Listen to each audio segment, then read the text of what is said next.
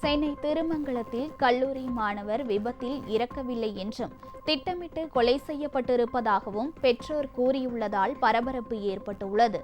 சென்னை அயனாவரத்தைச் சேர்ந்த நிதின் சாய் என்ற மாணவர் தனது நண்பர் அபிஷேக்குடன் திருமங்கலத்திலிருந்து இருசக்கர வாகனத்தில் வீட்டிற்கு சென்று கொண்டிருந்தார். அப்போது அந்த வழியாக வந்த கார் ஒன்று அவர்கள் மீது மோதியது.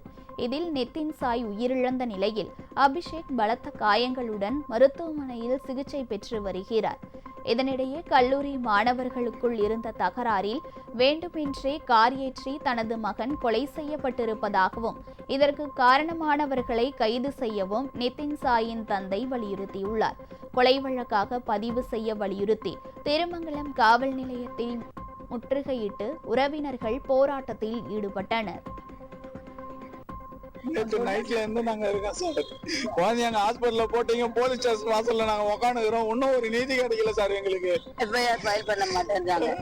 இவ்வளவு சார் இது இந்த அண்ணா நகர்ல கம்மத்து சிசிடிவி கேமரா வச்சுக்கிறாங்க. ஒரு சிசிடிவி கேமரா கூட சார் இன்னும் வந்து போட்டோச்சு கிடைக்கலையா சார்? இங்க என்ன சார் இது அக்கிரமா இருக்குது? பணம் இருக்கவனுக்கு ஒரு நீதி, பணம் இல்லாதவனுக்கு ஒரு நீதியா சார்? என்ன சார் இது? இந்த நீதி எங்களுக்கு வந்து நீதி வேணும் சார். இல்லனாக்கா இந்த இடத்த விட்டு நாங்க நவரவே மாட்டோம் சார். இல்லனா நாங்க தர்ணா போராட்டம் சார். உயிர் கூட விடுறதுக்கு தயங்க மாட்டோம் சார். என் பிள்ளைக்காக நான்